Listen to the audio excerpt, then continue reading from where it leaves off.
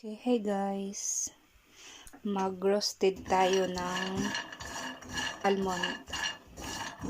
Tapos, i-blend natin. Okay guys, na-roasted na siya.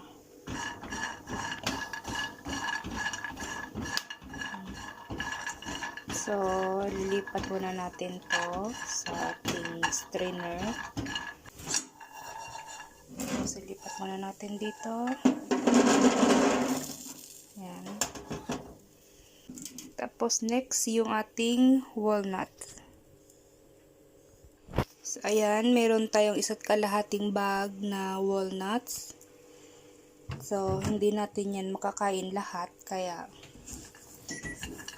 i-roast natin and then, gawin nating powder. Be-blend natin siya mamaya. Okay, so, haluin ko lang muna siya ng haluin para hindi masunog.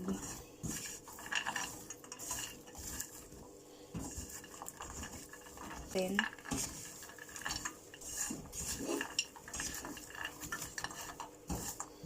para gawing powder. Para kapag gumawa tayo ng cake, pwede natin siyang ihalo.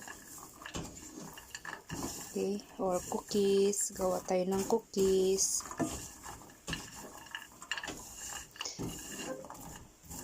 Pwede natin siyang haluan ng harina tsaka ito.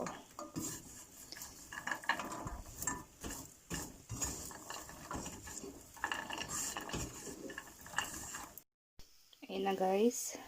Ready na ang ating okay na siya ang ating walnuts. Pwede na natin siyang i-blend. So, patayin natin yung apoy. Yan, medyo nasunog na siya. So, okay na yan. And then, i-blend natin siya. Okay, so, ilipat po na natin siya sa ibang lagayan.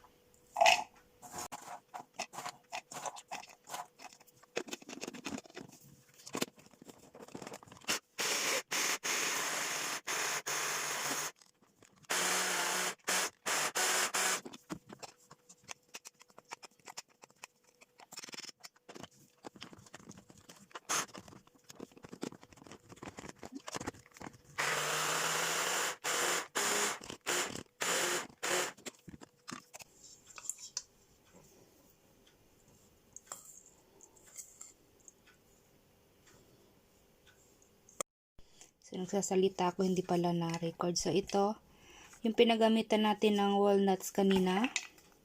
So, ganun lang din. Ilalagay lang natin dyan. Tapos,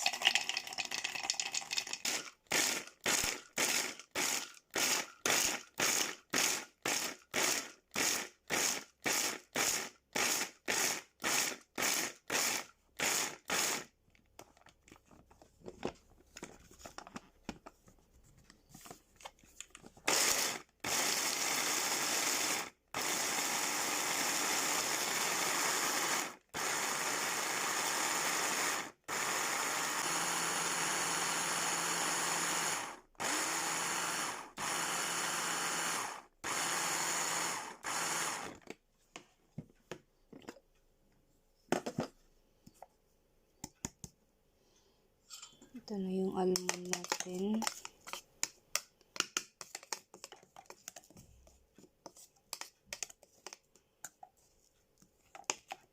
Bango siya guys. Ang bango niya. Ang bango ng almond. Roasted almond. Ang bango.